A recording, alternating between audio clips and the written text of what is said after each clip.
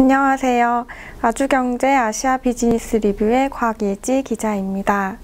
3월 2일 인민일보 해외판을 통해 전하는 오늘의 중국 뉴스 지금부터 시작하겠습니다.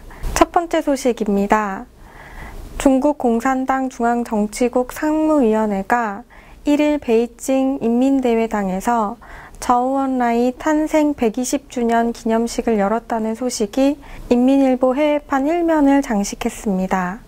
기념식에는 시진핑 중국 국가주석과 더불어 리커창 총리와 리잔수, 왕양, 한정, 자오러지, 왕후닝 상무위원 5인도 함께 참석했습니다.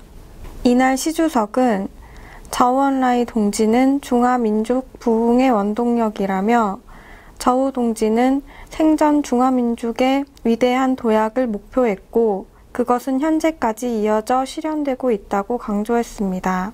한국에서는 주은래라는 이름으로 잘 알려져 있죠. 저우언라이는 중국 전국 정협 주석, 외교부장, 중국 총리 등을 역임한 중국의 정치가입니다. 수년간 중국 공산당에서 지도적 위치를 유지하며 중요한 문제를 해결한 인물로 중국 정치계 주요 인물 중 하나로 꼽힙니다. 이날 기념식에는 리커창 중국 총리도 저우언라이의 영광스러운 일대기를 되새기며 현재 중국 공산당은 저우 동지 등 원로 당원들의 위대한 업적을 굳건히 지켜나가고 있다고 평가했습니다. 시 주석도 이날 긴 연설을 통해 저우언라이를 배우자며 그의 탄생 120주년을 기념했으며 인민일보 해외판은 이날 3면 전체에 시 주석의 연설문 전문을 싣기도 했습니다. 다음 소식입니다.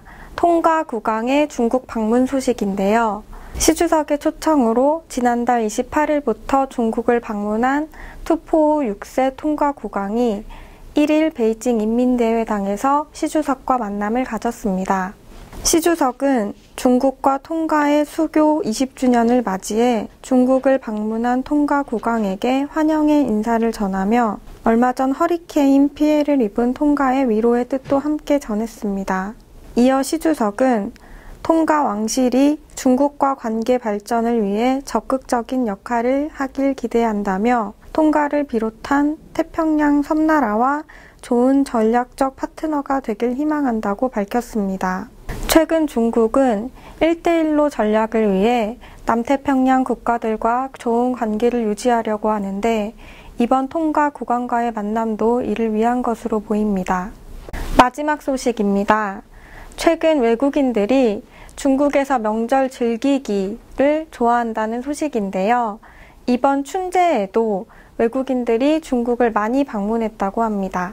중국을 대표하는 명절은 설 명절인 춘제와 추석인 중추절, 단오 등이 있는데요. 각각 다른 전통 문화와 풍습이 있어 외국인들이 이에 큰 관심을 갖는다고 합니다. 신문에 따르면 한 통계에서는 미국인들은 중국의 춘제와 중추절을 좋아하는 것으로 나타났는데 이는 불꽃놀이 등 화려한 분위기의 춘제와 월병 등을 먹으며 아름다운 느낌을 주는 중추절이 각각 다른 매력을 가지고 있기 때문이라고 합니다. 신문에 따르면 이번 춘제에도 20여 개의 국가 외국인들이 중국 각 지역을 방문해 주민들과 함께 전통놀이를 즐기며 중국의 명절을 즐겼다고 합니다.